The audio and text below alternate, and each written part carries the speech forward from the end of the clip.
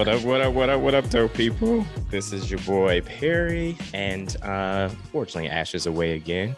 But you know, when Ash is away, Perry comes out to play, and he brings a special guest with him. This is the Perfectly Abnormal podcast, where everything we celebrate abnormal, because normal is what, as Ashton would say, boring as fuck. It's your boy P Weezy here, the wardrobe stylist and half of the dynamic duo. Unfortunately, they don't sit before you today, but I do have a special guest. I have my good friend Paul here. Paul, tell us a little bit about yourself, okay? Wow. Hey, Paul here. Great to be on the Perfectly Abnormal podcast. I will say, I was thinking about this before we came on. When I first met Perry, I was like, this dude is different. And it's funny how as you grow as a person, you learn to have different people in your life that will help you to grow. And I will say that Perry has been that person to be like, it's okay to be yourself. It's okay to live out loud, live visibly who you are. So of course, glad to be here. I live in Upper Marlboro, Maryland, in the DMV area. Come on, DMV. Love it. We miss you. We miss you already. You need to come back. I know. I'm there in spirit, honey. I'm always there. Yami is always out to play. Hey. Paul, you're so multifaceted is what I would actually call you, because you're a man of many things and have many hats and talents there. Uh-huh. And especially wears many hats, you know, that good fedora that you wear with that good shawl that you throw across your shoulder. It's right there too. You want me to get it? Honey, tell us a little bit about what you do professionally and what is it that you have going on? Absolutely. So professionally, I am a consultant currently for one of the top 4 firms here in DC. General consulting. My background is marketing, advertising, and commerce, but now doing a little bit of program management, telling the girls and guys what to do, where to go, how to do it, when to do it. And that's pretty much it from a professional perspective. I think my trajectory now is continuing to perfect my way in project management and kind of move my way up in leadership. Personal, I like to stay active. I'm not a stay put person. I can't stay put for long, and it's not a bad thing. I just like to be active. I like to play sports. I'm into a lot of rec sports, basketball, which is one of the reasons how we met. Because one of our good friends plays basketball with me, and then we kind of like linked up on that topic. Volleyball, softball, play softball today. So if I nod off a little bit, which I doubt that's going to be the case. Okay. Why? And this is why I say you can't never stay still, honey. Never. At all. And then I have a very, very, very, very busy social circle of good friends. Almost every time there's something that's coming out, that's going on, that's happening, somebody sends a text and says, we have to go. We have to do. There's a new restaurant. There's a new party. Like, it's lit over here. It's always something to do, right? You gotta have that good circle that tells you what's going on in the city and keep you young. I do get a chance to unplug. But again, I just like to stay busy. I think there's so many good things that you can learn about yourself and about just life by just living it instead of just kind of, being in the house. And it's wrong being an introvert or being inside. But, for me, experience in life has been one of my best teachers. And so for me, getting out there, jumping straight in, head in, always, has been a good thing for me. So, yeah, so that's where all those hats come from. Just take off one, throw on a match with a scarf, and I'm good. Throw on a good wig, a blue one, a yellow one, mix it up a little bit. I only had a black one. It was a dark one that matched my beard. We're not gonna tell the story about that one, but yes. But it's perfectly abnormal. It is perfectly abnormal. But I want to get into this one topic because it's been swarming and it's been going on since last week. It made basically history, and I know that a lot of people have views on it, and I'm sure that you probably have some because I want to hear yours in regards to this whole situation with Will Smith and Chris Rock and what happened at the Oscars. What is your take on this? Like, what did you feel was going on at that moment? And also, what is your take on it as now things are happening in the media and also with Will and Chris? So I will tell you, for me, I didn't watch it live time because I was just coming down from the week, was trying not to do too much, stuff. And so all of a sudden I started getting an onslaught of text and say, oh, you should watch this link or whatever. And so I watched the link.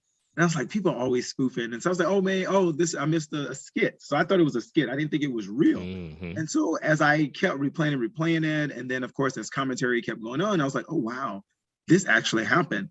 And I think I went from a jovial shock to more of a saddened disappointment. I feel in the climate that we work in today, or that we live in today, we always have to look to be better, and to as Michelle Obama would say, when they go low, we still go high.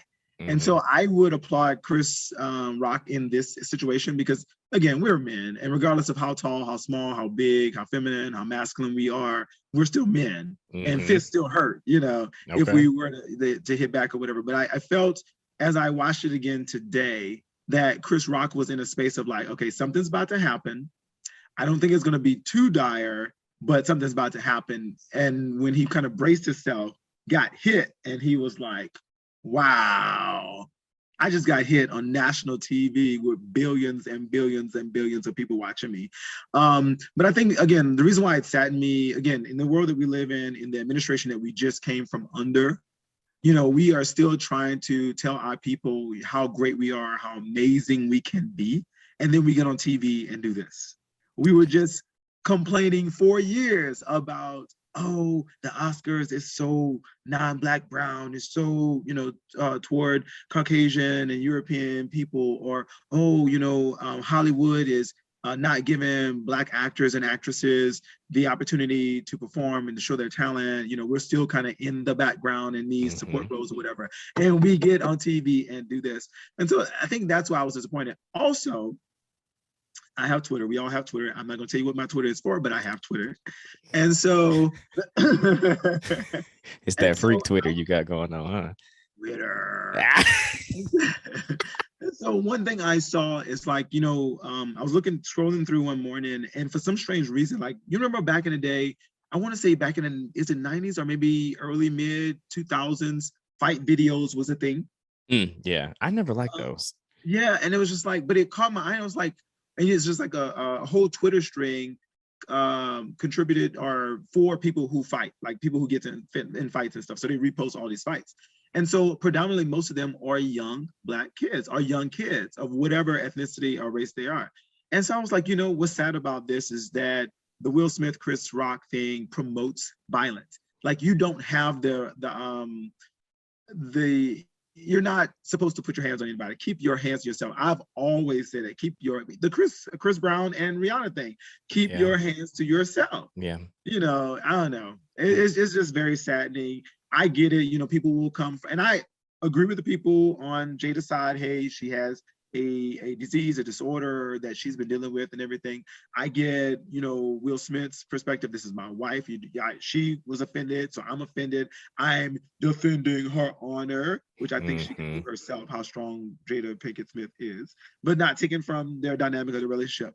But to take it out into the public in national TV, regardless of what Chris Rock did, and regardless of how they felt about his comments, I felt that he still did not have the right to do that. Now, it was interesting before we came on, you mentioned about, him being or him taking his what was it, the awards and everything you said? So now in the media, what's going on is that they said that Will has resigned from the Academy at this point now. He's done this before they actually can put him out, sort of say. So he basically beat them to the punch. And also what's happening is that now there are a lot of, he has a lot of movies that are supposed to be coming out in the future. They've actually put them on hold. I believe there's like a Bad Boy 3 or something that's supposed to be coming out. I don't know what Bad Boy. I haven't seen so many Bad Boy movies. They just need to stop on hold anyway. Doesn't mean canceled, so that's PR. Yeah, it's just on hold at this point now. And then there's also a Netflix movie that's on hold. So all this is alleged at this point now. I mean, we haven't had anything that really confirms all of this, but these are the things that are being swarmed in the actual media. Do you feel as though that this put us or made us take a step back? Like it pushed us 100 years back from what you were saying. Like, we're propelling forward.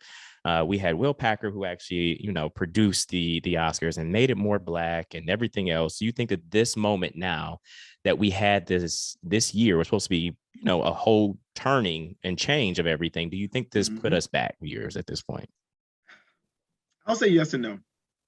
I say no because the strides that we made as a people, as a community, as a nation, as a world, I think that's going to still happen.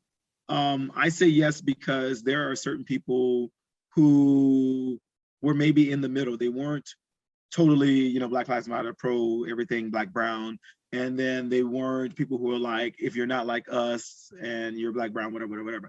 I think some of those undecided people in the middle may have shifted in a different direction because they're like, oh, well, you're included now. And then now look what you do. Again, I still think that we're still moving forward. There's still work that needs to be done. But we can't allow ourselves to be, put in these compromising positions. Again, I know it doesn't sound fair. I think, we've all, our parents, our friends, someone in our life who loved us, gave us that speech about, baby, you got to be 10 to 100 times better than the person sitting next to you, especially if they don't look like you. And I feel as though they kind of tarnish it. I mean, again, they're two Black millionaire billionaires, so they're in a different category as us, but they came from something, or a little bit of nothing or whatever, and then now they are this. And so, I don't know, I hope that the youth and some adults, because, people who watch reality shows, now people throwing drinks in clubs and stuff like that, that's not, but, and I feel like hopefully there's not a domino effect of people just like, oh, I don't like what you said about me. Yeah, that's a thing. And then also there's other things that's swarming around. Chris Brown, I'm sorry, no, I'm keep calling Chris Brown because you don't brought up Chris Brown. Chris Rock's brother, he has said in his stand-up comedy show that he would whoop Will Smith ass on sight. This was Tony Rock, who is kind of upset about what happened to his brother. And of course, he wants to go to his brother's defense. And he basically said that, my brother's a better person than I am because I would have beat Will's ass. And that whole show would have just been turned the fuck over. Do you kind of agree when you trying to step in for family and stuff like that? Do you feel as though that is your battle or you need to say something in regards to somebody else or defend somebody else, just like he was defending his brother? Absolutely. I mean, so one, I don't condone the physical violence. Again, you don't have the right to put your hands on anybody else. In Tony's situation, nothing was done to you, physically, especially. So yeah, you can talk all you want, but nothing has happened. I would say when it comes to family and friends, I have this complex where I feel like I'm a protector or something, like I'm some freaking superhero. So I would, come to aid. But what that aid is, I'm not, I guess it's like situation dependent. In this situation, I feel like, going on record and talking about your character of your brother, what you know him to do in the community with women, with other people, I think would have been amazing. But just to go straight to like, oh, I would have whipped his whatever. I think that even Chris Rock probably could have kept with Will Smith low key.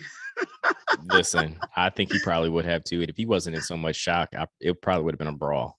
For sure. Yeah. So I don't think it's shock. I really think that he thought, dude, I feel like something's about to happen, but it's like international TV. Because I think the link that I was sent when I first saw it was like from Asia somewhere. I think where you saw the actual clip, because they bleeped it out over here in the States because it's a delay.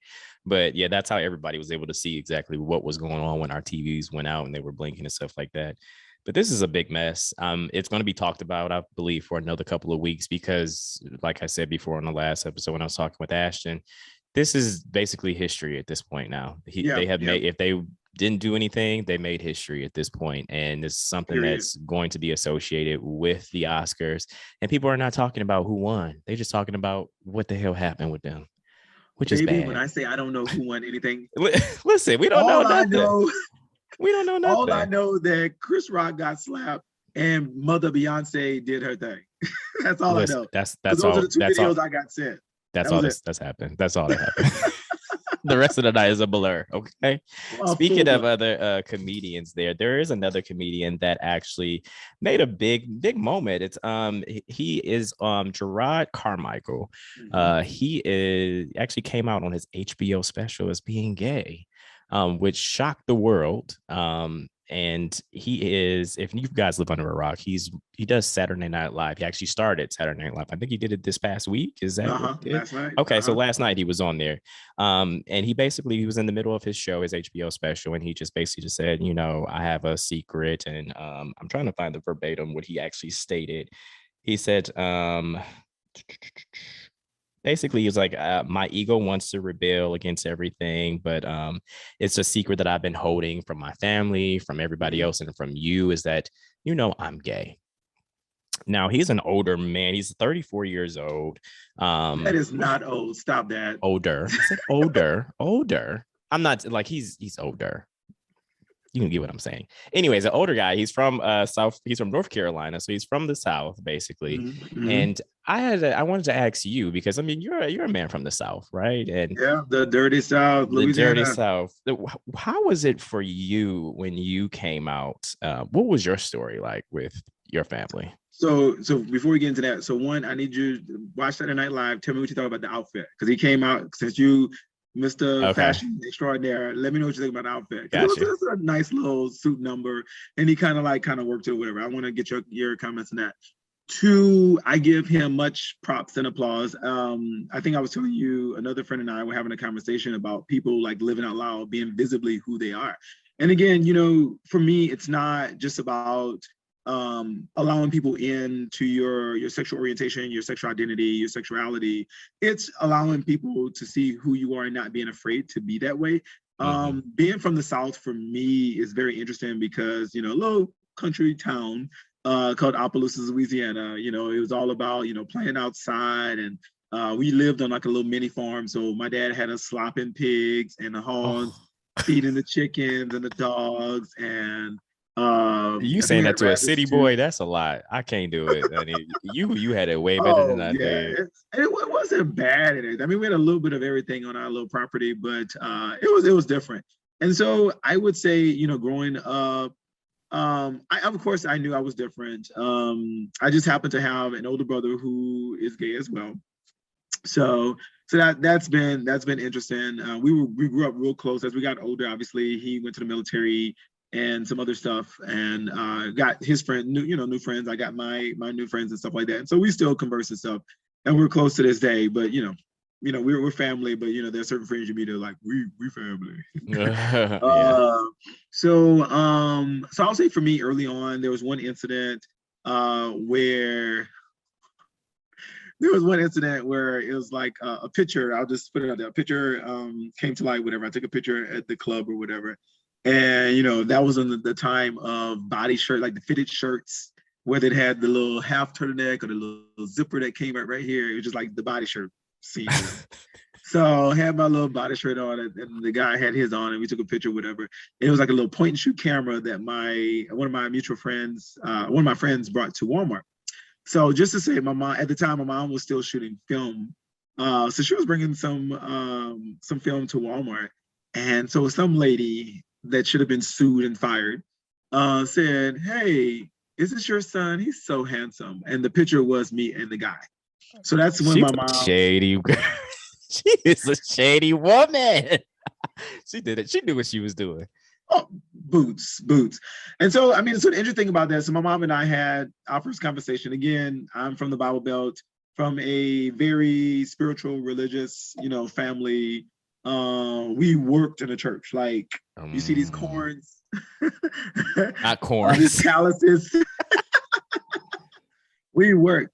And so, so it was interesting. So she asked, and I was still a kid, and I was like, "Oh, no, mama, I thought about it, but nothing, She's like, "You're not having sex, are you?" I was like, "No, mom, I'm not." But how old were you, Paul? Oh, Jesus. I was in high school. I think when this happened, like either a junior, 17, 18, 17, 18 ish. Yeah. No, actually 15, 16. Maybe when this happened, maybe 16, because I graduated in 2000. I think I was 17 by the time I graduated. Yeah, March. Yeah, I turned, so 17 when I graduated. So 16 maybe. Okay. And so we had a conversation, and of course, we're not truthful, because one, and this is a real conversation here. We're dependent on our parent. At some point in time, you may be dependent on somebody, so you don't live your truth. you don't want to disappoint somebody, so you don't live your truth. Mm-hmm. And you don't know you just honestly generally don't know what to expect, so you don't live your truth. And so, of course, had the conversation, but kind of denied it or whatever, and then kept it moving. Years later, that was like back in, I would say, between 98 and 2000. So fast forward to about 2015, 2017, somewhere around, maybe 2016, 2017 timeframe. And the last time I was working at the Pentagon. And so my mom called me and she was like, "Hey, what's going on?" I said nothing. I talked to my mom. My mom is like one of my I say biggest fans, but like one of my friends. Like, I respect her the same as, like, she is. I know that she is my mom, but like, we are really, really just that cool. And so, but I don't nearly have as many conversations as some people have with their parents. I'm like, "You tell your mama that? You tell your daddy that? Oh, that's good for you." So she called me one day and she was like, "Hey, what you doing?" I said, "Nothing, just in the office, about to go get lunch or whatever it was." And she was like, "Hey, well, just wanted to ask you something. Your aunt or one of your cousins saw something online, and then they asked your aunt, and then I'm asking you." And I said, "Mom, the answer is yes." I said, "However, I am at work in an office, again, still not living my truth, all these barriers and stuff like that." But again, pause on that. I do feel as though that you have the right to share your business with whoever you want, when you are ready and when you want. One of my exes told me that no one has the right to force you to tell or do anything that you are not ready to do. I agree. So unpause that topic.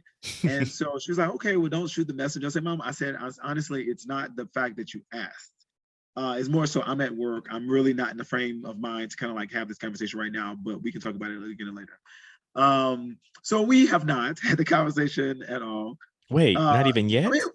mean, I've confirmed. So I mean, it's been confirmed and everything is done. So years I later, think you still have not come, well, so, and that's the thing. I think for me, and one of my female best friend and I talk about this sometime. Well, actually, that's another story. So we talk about it from time to time, and all my mom has met most of all my friends, all my best friend circle at one time. And at that time, I was dating someone, and he was at the house or whatever. And so, of course, I'm sure my female best friend did some under eyeing and nudging and stuff like that. But we've had the conversation, but I've never really talked about like dating and stuff, even when I still dated girls and everything. So it's just never been that type of relationship with my family. I will say also, when I've gone home in the past, it's never been going home to like, "Oh, let's have fun." It's like, okay, what I gotta fix now? Like, what I gotta, like, physically fix on a house, or fix between sibling and parent, or sibling and sibling, or nephew and niece. Like, it's always like, literally my internal clock was like, after 3 days, I can't take this. I need to go back. Because instead of like going to have a good time, there's always work and stuff to do. Thankfully and prayerfully, everything is good now. Everybody's kind of on their own 2 feet, doing their own thing, thriving. So that's good. But yeah, I'm not sure what this conversation will look like, because I'm not sure what I would be expected to share about me. The sex part about it is something I definitely am. I'm sure you won. If you can't even have a conversation with her about that, I'm sure you ain't talking about your sex life. I did want to ask, like, even with around your friends and stuff like that, did you go through a phase where you identified as being like bisexual versus being gay, or was that like a coping thing for you in regards to really trying to accept or not accept that you were gay, or what was that like for you? I would say yes and no. And the reason why I say yes and no, because I truly feel like what we call phases, I think people are experimenting and better getting to know themselves. Because I will say I still find women attractive, but do I want to be with a woman more than finding her attractive? It could be a thing, but it's not like, "Ooh, I see myself white picket fence, whatever, wife." Okay. That's just not me. I will say in the past, like in high school, I dated, girls that was at school, at church and stuff. And it was fine. I was into them and everything. We made out. Of course, they had scared the bejesus out of me. So they was like, "So you stick your little thing in a little girl and you gonna get her pregnant." So I was like, not trying to have sex with females at the time. Wow. Trust me, it was fire and brimstone. Like, you're going to hell if you have sex before marriage. Oh my God. Yeah, y'all were really in that Bible Belt down there. Y'all was talking about all of that. Period. I would say for me, with coming out and everything else, it was my story was kind of a little different. I had just gotten out of a relationship with a female. We had been in a relationship for like 3, almost 4 years. We were living together and everything. And we were talking about marriage and everything else. And literally I had like a shift, and it was just like, yeah, I can't continue to do this. I can't continue to, drag her along and for her to be unhappy. I'm having these thoughts and everything like that. Never really acted on them. Like I played around when I was in high school for a little bit, but that wasn't really anything for me. It was just like a little, I never did anything as far as like penetration and stuff. Like they were just like a little, mess around type of thing. But afterwards, I was like, I didn't hear what you said. You did a little what? You know what you do when you're just playing around. Let me tell you a really, really funny story though. So my first time that I ever had a little situation with the guy, I was in 11th grade. Uh-huh. Went over to this boy house. Of course, he went to school with me. Like we skipped school, went over to his house. We in the basement. We just playing around, kissing and everything else. He literally like puts me up against the wall. He starts kissing me and everything else. And like, I don't know if you ever remember the scene from Noah's Ark. Is it Noah's Ark? Yeah, that's the show. From Noah's Ark, when Noah got up against the thing and he like literally came, he's like, and he just came. Yeah. That's literally what happened to me. And I just like, I was like, oh my God, I was so embarrassed. For one, body never lies. Listen, I was just like, oh my God, what is this? He just literally just touched me, and it was just like the intensity, all in the pants. It was crazy. Anyways, was there any like intense conversation, or just kind of like the little playful banter back and forth? It was just a little playful, not anything specific, but just the energy and tension. It was just the energy and everything else. How it actually transpired is that he started asking me, I guess he was kind of curious about if I was gay or not. So of course, you know how you be, and you're in the room and whatever. And he's like, he's looking at porn and stuff like that. And he was like, yeah, I look at this type of porn. And I was like, oh, one of those tricks. Girl, if I was me going back to the day, I'd have been like, Perry, it's a trap, sis. It's a trap. Don't do it. It's a trap. And like, I look Go with it. Right. Look at this. I look at this type of porn. And I'm like, oh, what's this? And I'm looking at it. And I'm like, oh my God. And he's like, you ever watch this type of porn? I'm like, no, I don't watch this type of porn. And then he's like doing it. And he starts coming close to me and he starts kissing on me. I'm like, oh my God, what the fuck is happening at this moment? And then that's when it just happened. He just put me against the wall. And I was like, oh, it just came out. Crazy. Anyway, so I didn't mess with anybody else after that. And so, graduated high school. We had years in and everything else. Like just not experimenting. Like it just. It just ceased like after that, because I was just literally like, oh my God, I can't do this. This is not right. What do you mean? What is this doing? So then I'm in the situation with her, and we're going, having all this other situation with getting together and thinking about marriage and all this other stuff. And then literally I just had a shift, and I was like, I can't do this anymore. This yearning that's happening with me is steady nagging at me, and I can't keep stringing her along with this. I need to figure out who I am, and this is not the space. So we literally broke up. She moved out, and then from there, bitch, a nigga's been. Right. And again, the one thing about it is like I feel like some people judge you and be like, or will be like, oh, well, you were lying to her. You wouldn't be your authentic self. And I'm like, no, I was my authentic self, or I believe that you were your authentic self then. And then a switch is clicked. Like, like I have friends, who are, well, all kinds of things, pansexual, all bi, all kinds of stuff. And I will say, again, coming from a traditional household, the Bible Belt and stuff like that, you begin to put blinders on where you limit people and things to certain boxes. Like you can only be in this box. You can't be straddling the box and doing different stuff. And it's sad because I personally apologize to people that I may have thought or had like, those type of thoughts like, oh, you bi, you're crazy, you're stupid, something's wrong with you, whatever, or you like this and you're weird, you're abnormal, whatever. And I look at it now, I was like, wow, this person was actually either living their truth or their truth at the time. Like they were experimenting, trying to figure out, who I am. And I think even from a religious perspective, I think that we, well, that's another conversation. We limit ourselves so much based on things that we were taught. And I think it's more of the ritualistic part of it, vice the actual spiritual relationship that we have with God. Because there's so many different things that people talk about in the old, that they like to pick and choose in the Old Testament to hold people accountable to. But I could pick those, similar or different things in the Old Testament and say, hey, because of this, like you shouldn't be this or you should be confined to that.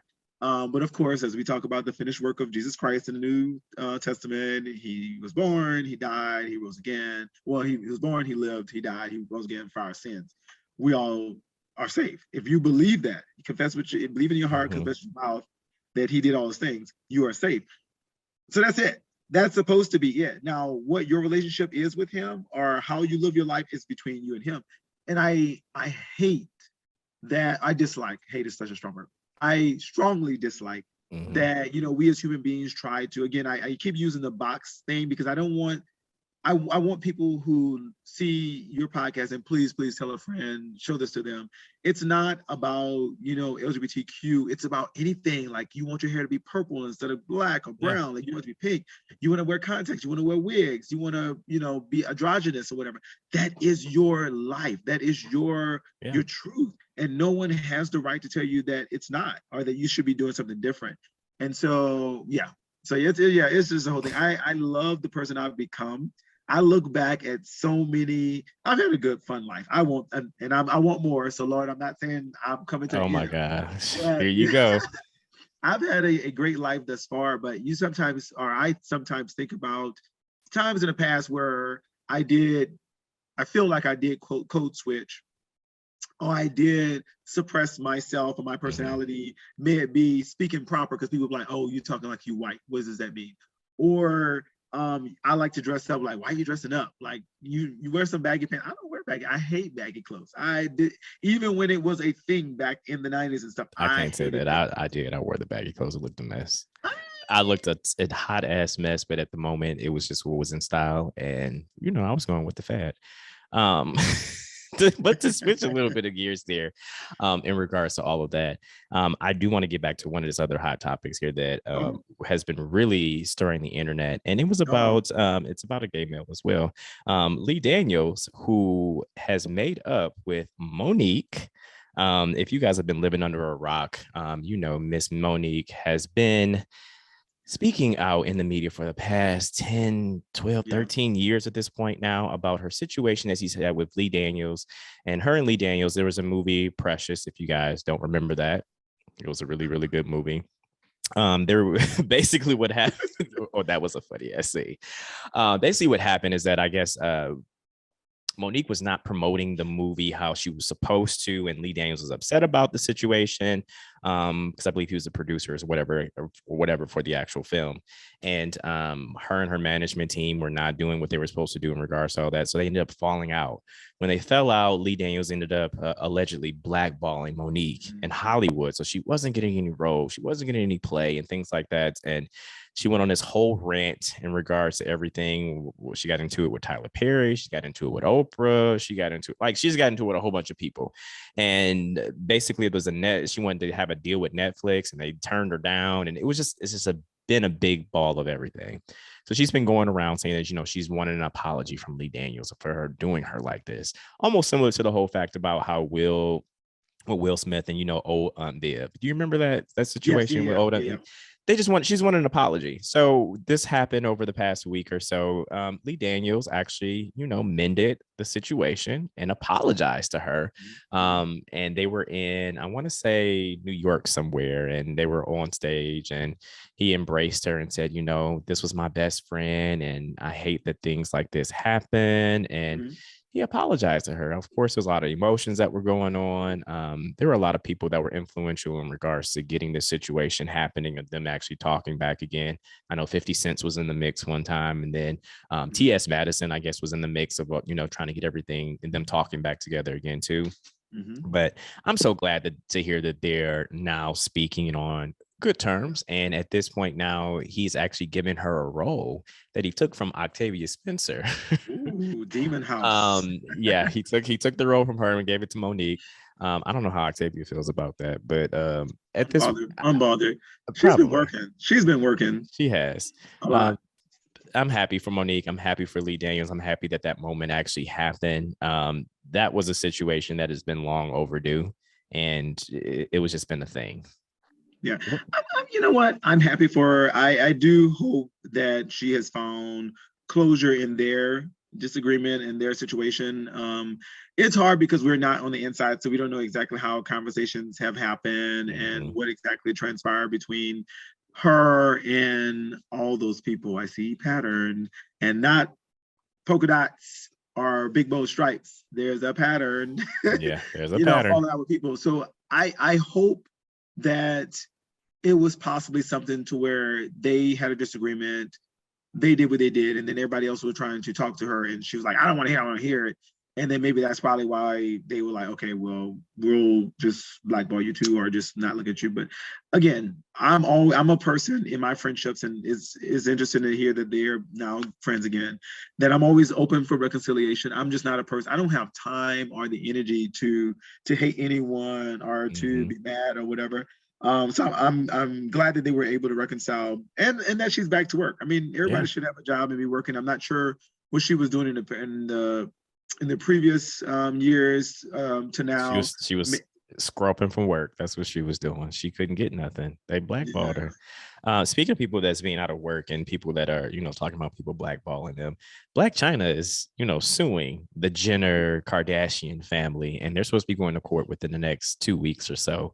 Allegedly Blac Chyna is saying that Kris Jenner and the whole family, whatever, stopped her show that she had, where Blac Chyna show that she was having with her, and then her mom was on there and stuff like that. But she had that show to basically put money in her pocket and also to take care of her child that she has with the Kardashians brother, the Kardashian brother. I forgot his damn name.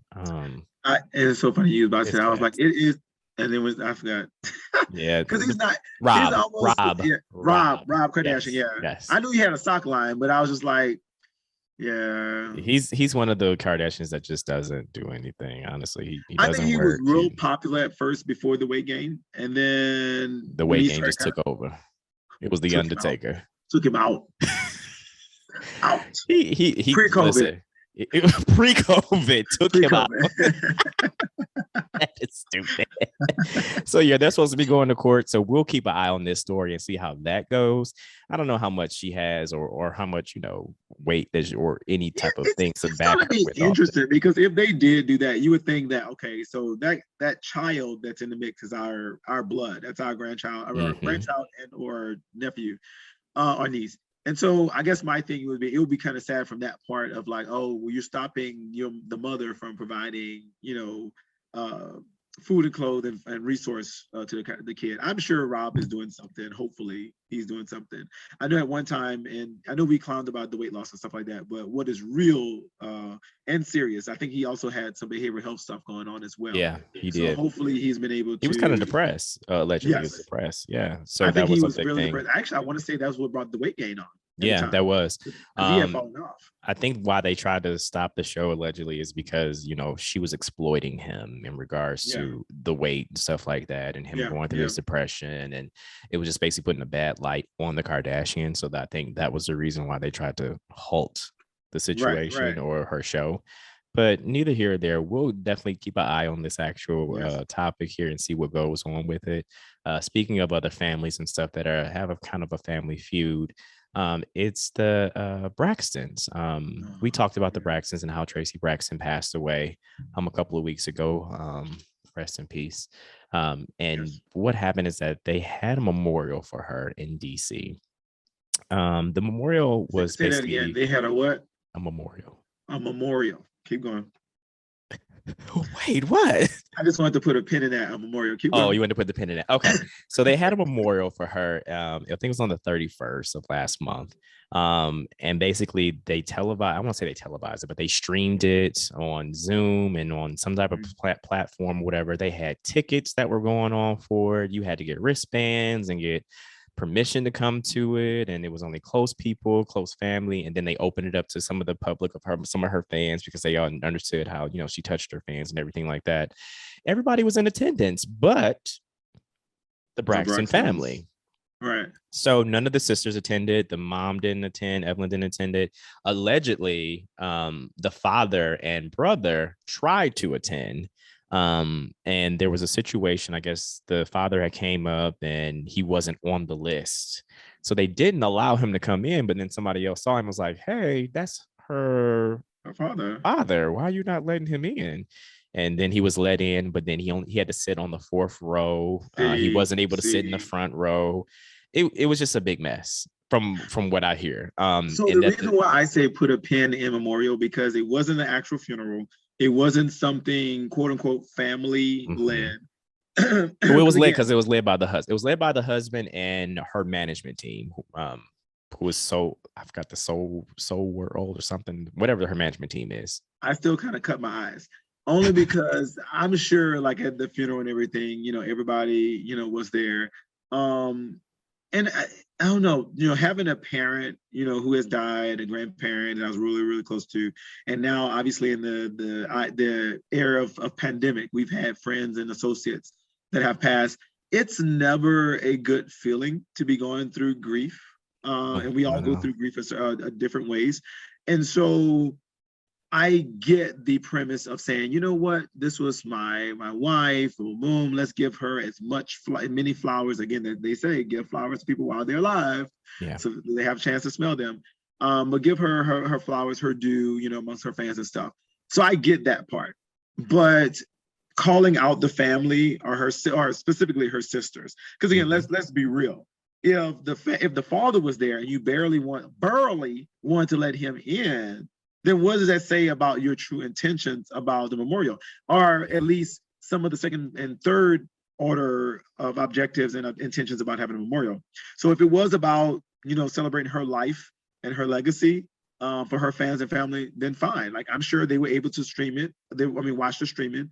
I'm sure they probably found a recording or whatever, and I think that is fine. You can't tell anybody how to grieve or how to celebrate the life of someone. But I want to Um, pause you there because Go here's the ahead. thing. The reason that they're saying that they did not participate in the situation is because this is not what Traci wanted. Literally, when Right. Traci was passing away, she literally was like, I don't want any memorials. I don't want any of this. I don't want any of that. Just celebrate my birthday. If Right. when it does come around, I don't want I don't want it to be a funeral or anything. Just cremate me and leave me be is what Right. basically Right. her wishes were. And that's what the sisters are saying is that, we were on FaceTime with her and we were talking to her. This is her actual wishes, but now you're publicizing this and Right. you and the management team are putting this all together. And allegedly what they're saying is that before Traci even passed away, like months before, maybe 6-8 months before she even passed, he was already trying to put funeral arrangements together and already See. starting to put See. memorial situations together for her. And this was not anything that she wanted. Now we don't know what the true, feeling behind it all. Maybe on her last couple of days or whatever, she may have changed her mind. We don't know Yeah. that. Yeah. But Yeah. from what they're saying and what the sisters are sticking to is that she didn't want this. So we're not going to honor it and we're not going to do anything. We're not going to show up. So it's Yeah. it's a big mess. I think it's still unfolding. She did tell. I saw some of the sisters celebrating her birthday yesterday on social media. They did their posts and gave their condolences. Everybody was giving condolences and everything to them. But it's just a lot. It's a lot with losing family, Yeah. especially with it being all in the media like that. It's like you never have a time of real closure Right. because it's Right. it's it's just happening all at the moment, and I hate that for them. I really, Yeah. I, really. I do too. And again, I've always said that funerals and wakes and memorials and stuff, that's just for the people who are living. The people who are gone, as my Christian faith has taught me, how we view death or the life after death, those people won't see and know all that is Yeah, going on. That's just for the living. It's not for the dead. it's And so, definitely. and again, he may even be grieving. The husband may be grieving so hard. It was like, well, I still want to do it because I really I feel like I have to do this for whatever reason he feels like he has to do it. And I feel like it's fine. But calling out other family members because they're not buying into what you're doing, I think it's wrong. And I think Yeah. it doesn't pay good tribute to the memory of his wife. It doesn't Who, who, because who now yeah, the everybody's looking, they don't know the full story, so they're looking at them right. like, "What? The sisters didn't show up? How dare them?" Or are they really even grieving about her? Because it was always assumed, or it was seemed like, Traci was the outcast of the family. Right. And, this was the additional layer that this probably added on for them. And they're probably looking at them like, oh, y'all didn't want to give a fuck about her for real. Y'all didn't want to show up to her memorial. Y'all didn't want to do this. But they're just respecting her wishes. And I just hate it all. It's And a big mess. even if it wasn't necessarily her wishes, it was just the fact that I can't bring myself to be in public Yeah, I don't thinking want to be in or public with all that. I'm still grieving. This is my sister. yes. Yeah, that.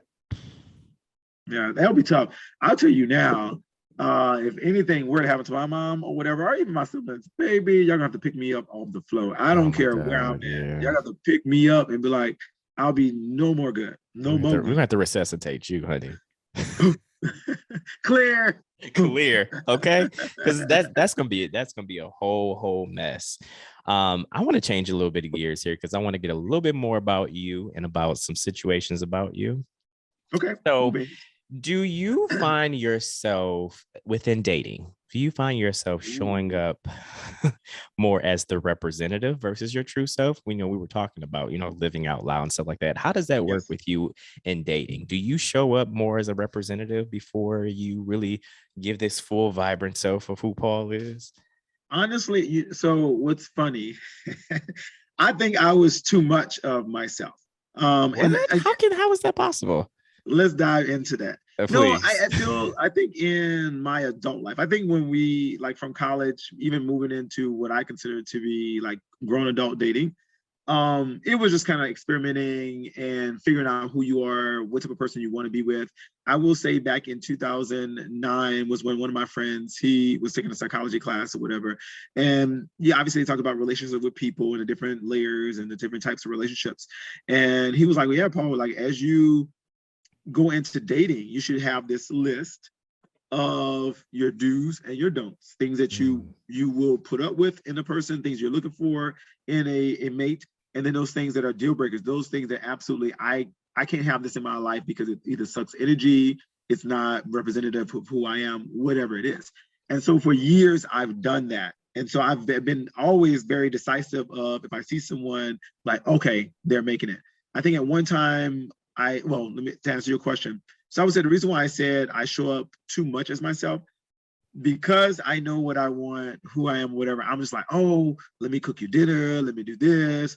Oh, I was just thinking about you. Here's a nice little gift. Of course, it could have been, I could have went to the clearance rack and found something real nice, like a shirt, some jeans, a sweater, just something that or you either said or I saw that you had a need and I provided something. So I would do stuff like that. Okay. But I felt as though I did those things too early because I think it allowed individuals that I didn't fully know or who wasn't fully in the headspace to let me get to know them. I was doing stuff for them that I should have been doing for people who were already mutually into me as I was into them, or mutually giving me a chance to get to know them.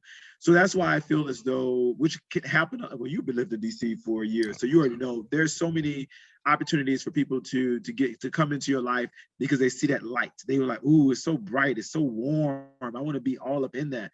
And when they get there, it's like, "Oh wow, it's everything I thought it would be," but I'm not ready yet. So I just wanted to get some of the good cooking I see on Facebook, or I just wanted to get some of the good, or just whatever using you, huh? Just using enjoying the time and the space, but not really wanting to get to know you. And so now, not that I am, and this is actually as of recently as these past 2 years, especially this year, it's not that I am showing up as a representative. I am forcing myself to slow down, have more, not that I've never been shy of conversation, but have more continual conversations, being very direct and open about where I am, how I'm feeling, what I want, what I like, what I don't like. And then going from there, because again, even like recently met someone, energy is very similar to the energy I was talking to earlier. Like they're very like, oh, I'll do this, I'll do that. Let's go here, let's go there. Can we establish a date night? Which is all the things that I've actually said to myself. But obviously we have no title. We're not, like kind of official couple or anything. But what I have enforced the whole time is that let's slow down and allow ourselves to get to know each other. So if in the event this is going to be us, it will be us. If not, then we can still be friends and everything with no animosity. And I feel as though in the past, I've looked at people who did that as being negative or being like a fuck boy, fuck girl. Can we curse? Please, are you serious? I'm like, fuck. No, so I just feel as though like it's okay to take your time and get to know people. We've talked about relationships before, and I know you're like me. You give your all. You jump in. Like, okay, if we're doing this, we're doing this. Like, we're not holding back. All in 100. But again, before I allow myself to get there per se, and like I told the person, or I will tell people, continue to be yourself. I want you to be yourself because I feel like that'll only do us good if we are ourselves. But I think the monitoring comes in is like, just monitor, take the temperature of like, well, I'm doing all this, but he may not be there yet, or she may not be there yet, or they may not be there yet, or we're kind of like bouncing back and forth. And that's okay. Like, it's okay to allow yourself to date like that. So basically you're just saying that you just show yourself in layers. So there's not the deep layer so that now, you give, but you give a little bit of most of yourself. So I still am decisive. I still am saying, hey, this is what I want, this I'm looking for. But I'm not trying to establish no date nights no more. I'm not trying to always say, oh, come over, I'll cook and do everything, or let's have a drink. I still do you feel like that do you feel like certain things like that and people that used you in the past that tarnished your outlook on dating and stuff like that? Or I would say for a year it did. I would say I was a little angry at some time. Because again, like, and this was a time of like when DC was this is pre-COVID, when Sunday Funday, the term Sunday Funday was becoming a thing. Like, it wasn't, it wasn't yet Sunday Funday. I want to say prior to 19 or between 7 and 19, I think, when Sunday Funday actually became an actual term. I think Sunday Funday became a thing around like 2014, 15. No, like 2015, 2016. Were we saying it for Sunday Funday though? Yeah, I mean, not 15, not the action of doing it, but like actually saying we're doing Sunday Funday, like just the terms. Yeah. Because I remember it being at Park and me being on that speaker box, honey. That was back in that heyday. No. So I agree that was Sunday. And we coined it that at that point. That was Sunday Funday. Okay. Yeah. All right. That was the thing then, honey. That's what we called it. We like to have Sunday Funday, and that's what we did. Because that's. But no, that's a good point. Back in the DC, Park Sunday days. Or even the Nelly's saga when we was at Nelly's. Yeah, and I think Nelly's was after Park. No, it was before Park. And then you went to Nelly's first, and then you went to Park. And then it became Brixton's. Yeah, then became Brixton.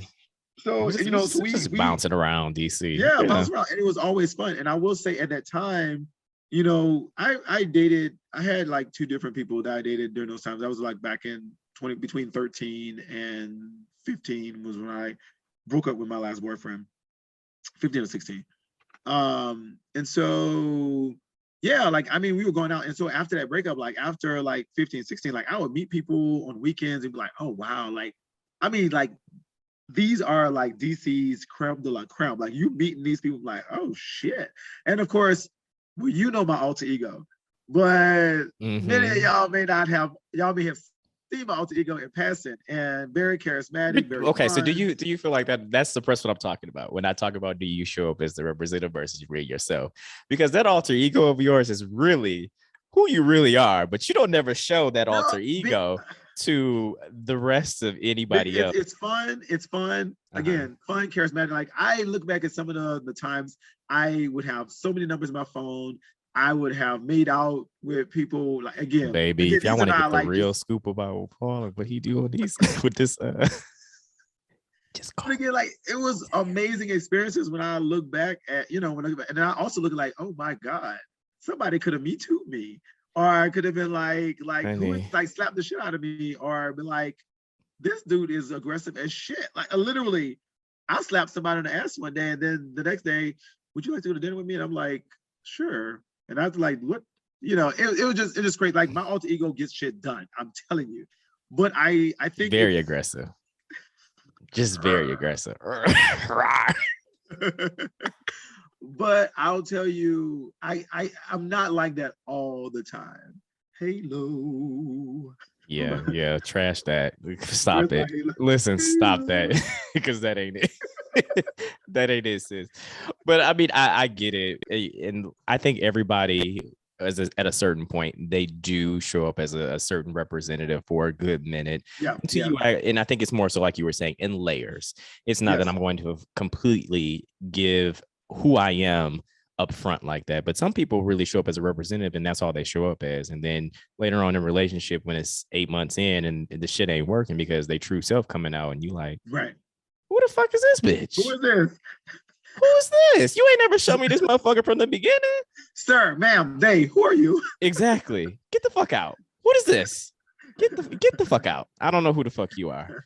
I think that part, okay? I think for me, I try to show up as my authentic self from the beginning, and what I give you from the beginning is what you get. You gonna know that I'm a hood rat. You're gonna know that I love hood ratchet music. You're gonna know that I like to shake my ass. You're gonna know that I like to be out and about with my friends and kicking and everything like that. But you also have to know that, I have the other side of me where I'm very, compassionate. I take care of my mate. I'm able to, indulge. Like, you're gonna get all of that from me. And I'm gonna show you that from the beginning. So therefore it's nothing that comes up and you like, there's somebody different. I don't know who this person is. And you know what? I will tell people out there, listeners and viewers, again, it's okay to do it in layers. And if you actually pull a layer back and someone is not okay with it, it's okay. I mean, I do say, take a self-assessment and like, okay, after someone makes you aware of something that they observed about you, take self-inventory. I think that's healthy to see if this is, something or someone you want to be. And if the answer is yes, be like, okay, well, fuck you. Like, thank you for joining the show. Thank you for joining the game. Mm-hmm. You lost. I have one photo in my hand. That part. It's me. And it's okay. Because again, at the end of the day, don't allow nobody to shame you into being something or someone that you're not. And I think it's okay to pull back layers because it does allow people to get to know you at your core. So when you either have those fun boy, fun girl moments, they'll be like, oh, you get down like that. Or when you're not your best self. I feel like people will give you the benefit of the doubt. And I think that's the crux of a relationship that I need to be in, is that when I am not feeling my best self or not my best self, or I'm feeling myself really, really nicely and having a good time, is that you understand, like, Paul is just de-stressing. He's had, you already know, like, I'm at this desk. When I get to this desk in the morning, sometimes from 8 to 8:30 in the morning, and sometimes I may not move other than y'all may hear my dog in the background because he stopped. Because he's kind of like bouncing back and forth because he want to go outside, but he'll go outside later. But I'm at this desk for at least like sometimes 8 to 10 hours a day, consistently working. And so like on the weekends, it's like, it's time to take the hair off. Okay. Pull that wig off. Baby, I pull the bra off, okay? And pull her out through the sleeve. Have my Jada Pinkett Smith going, and then we about to get down. But yes, and have fun. Yeah, that's how it's supposed to be, and that's exactly how it's supposed to be. And I will tell y'all, those of y'all that know us and when y'all see us out, we have fun. Like Perry, like right before Perry moved, we about to come in Atlanta very soon. We're gonna take the show to Atlanta. Don't turn it up real quick. And it's not the fact that we care about what people think, because again, when I am with my friends, the fun boys and girls, like. It's almost like that magic moment when you're with that guy or girl that you met and the world stopped.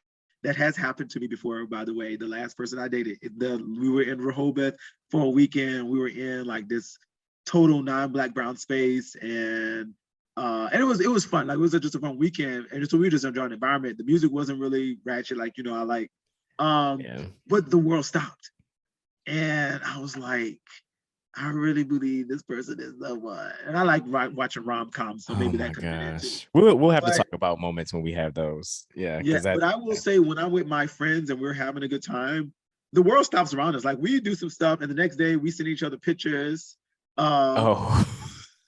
People standing on sofas. Hey. Let's not bring that back up. Y'all got me in trouble with my nigga for that. That wasn't good. That was not good at all. Hold on, I didn't see any pictures. I was one of the people that was ready for I was a cheerleader in college, so I was ready for the crate. I was like, but again, but I will tell you one thing: one, nobody better not come up and said anything. Two, we'd have never let you hurt yourself. And then 3, you're gonna have fun regardless. Again, and that's what we do. So, and we have a good time. We definitely have a great time. Shout out to the rest of the fun group. we know how we get down when we get down. I got one other question. We're gonna wrap this up here and I want you to answer to me very briefly and just give me the first thing that comes out from you. What is something that shocks you that other people think about you? Like to this day, like that just shocks the fuck out of me. You're gonna laugh at me, friend. People think that I'm a freak. No, like a freak, like a freak hoe. You ain't, Paul? For my person, for my nigga. So what that be? So I will tell you this. Like I have a little bag. I'm trying to find it. You should pull out your whole bag. I have a little bag of tricks. It's small. This is one of my small bags. It. It's a little. No, so again, so I will say like when people, and maybe that might be it. When people meet me, it's almost like it's like, oh, again, it depends on where and how they meet me. And so I would say, people may think that I'm like, kind of like freaky. I'm just out there, whatever. But I'm real basic when it comes to stuff like that. But I like that though, because I think once I do mesh, end up with the right person, we'll take it and we'll go wherever we need to go. I'm not sex shaming. I applaud like my friends who, and I've done some stuff. Don't get me wrong. I know how to do what I need to do. But I am definitely about self-care, self-love. And sometimes I'll do that because, I'd rather take care of myself than worrying about like somebody else doing it and stuff like that. So that's in short, that's my, like people think like, oh, I bet you'd be doing like the hula hoops and whirlwinds and da-da-da. Yeah, but you said you would do it if you develop over time. And I agree with you on that. When you're with somebody who actually brings that freak out of you or that other side of you, y'all can do whatever. That's a story for another time. But anyways, we're about to wrap this here up. Thank you so much, Paul, for joining us today here when Ashton is away here. Ashton will be back shortly. She's taking care of business. Love you. Yes, Paul talks about you all the time. He's like, bring her out.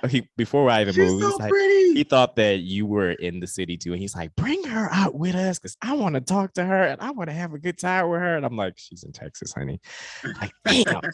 But when she comes, just bring her out. And I'm like, I got it. I got you. But yes, Ashton's away taking care of business and we just holding down the fort for her for a moment. But go ahead, baby, take care of what you need to do and bring it on back home. This has been the Perfectly Abnormal Podcast. You can find me on Instagram at pweezy. That's PW4EZY. And Paul, if you want to give your social media, you can. So I have some crazy names on my social media. So my Instagram is P2 Louisiana, P2 _ Louisiana King. That's me. So that's P2 _ Louisiana King. Thank you, Paul, for coming in, and thanks for showing up here at the Perfectly Abnormal Podcast.